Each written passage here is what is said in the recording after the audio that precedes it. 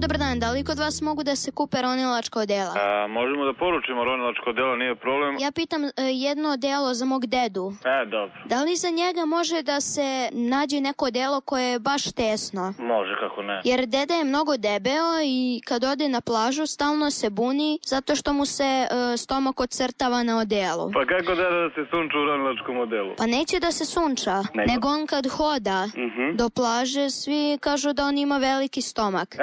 Nemamo za dedu tako usko ronilačko odelo. Aj može on da obuče neko dečije? Može, kako ne. Koliko od santimetara može da mu oduzme? Koliko je potrebno? Hoće on moći da diše sa time? Pa to ne znam. Ali nema veze, on u svakom slučaju ima masku. Da diše, pa da. Ima masku, pa nek diše preko nje. Pa, apsolutno, da. Da li to odelo može da bude malo šire oko nogu? Jer deda ima proširene vene.